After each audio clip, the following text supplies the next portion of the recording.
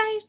So we left Mary in the carriage with Mrs. Medlock on her way to find out what a moor is, because Misselthwaite Manor is on the edge of the moor. At last the horses began to go more slowly, as if they were climbing uphill, and presently there seemed to be no more hedges and no more trees. She could see nothing, in fact, but a dense darkness on either side.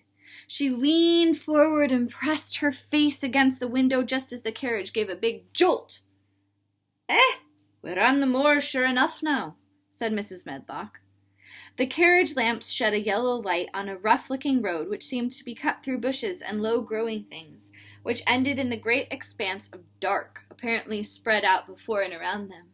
A wind was rising and making a singular, wild, low, rushing sound. It's not the sea, is it? Said Mary, looking round at her companion. No, not it, answered Mrs. Medlock. Nor it isn't fields nor mountains. It's just miles and miles of wild land that nothing grows on but heather and gorse and broom, and nothing lives on but wild ponies and sheep.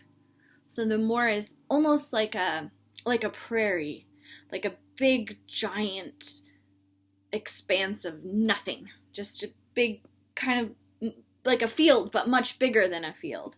So there's just nothing and nothing and nothing but miles and miles and miles of little shrubberies. I feel as if it might be the sea if there were water on it, said Mary. It sounds like the sea now.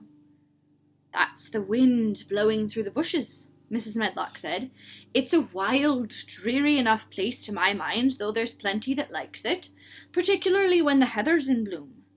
On and on they drove through the darkness, and though the rain stopped, the wind rushed by and whistled and made strange sounds. The road went up and down, and several times the carriage passed over a little bridge beneath which water rushed very fast with a great deal of noise. Mary felt as if the drive would never come to an end, and then that the wide, bleak moor was a wide expanse of black ocean through which she was passing on a strip of dry land. Now, just to clarify, this is not the ocean. This is like a big field. But the wind is rushing through it, making this strange sound, and she can't really see because she's looking out the carriage windows at night, and so it feels like the ocean.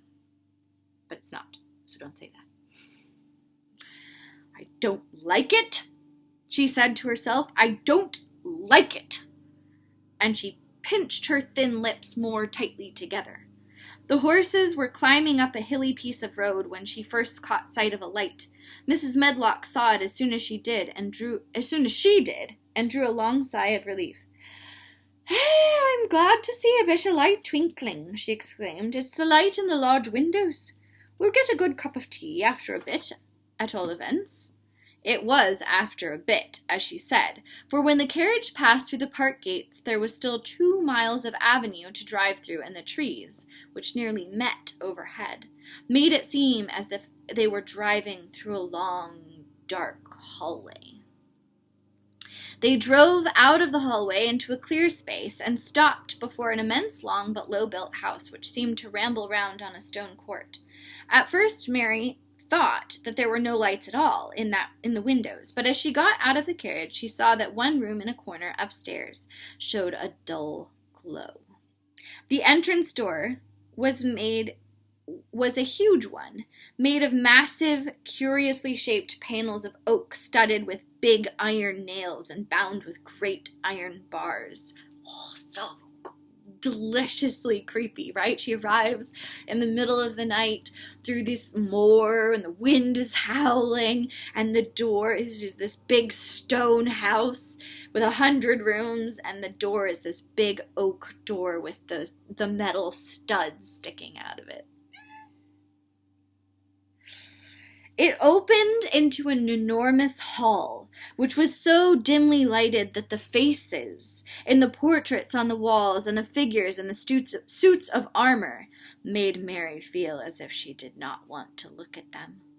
As she stood on the stone floor, she looked a very small, odd little black figure, and she felt as small and lost and odd as she looked. A neat, thin old man stood near the manservant who opened the door for her. You are to take her to her room, he said in a husky voice. He does not want to see her. He's going to London in the morning. I think he is Mr. Craven. He's not even going to come down and say hello. I wonder if that was the light that was on in the upper part of the house. Mr. Craven's there. Very well, Mr. Pitcher, Mrs. Medlock answered. So long as I know what's expected of me, I can manage.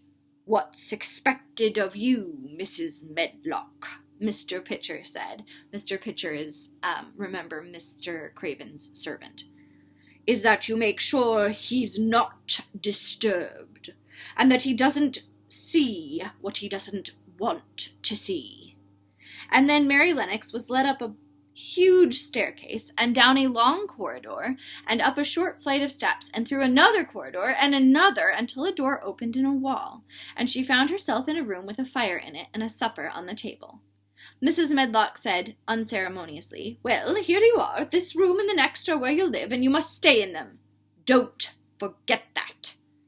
It was in this way Mistress Mary arrived at Misselthwaite Manor, and she had perhaps never felt quite so contrary in all her life.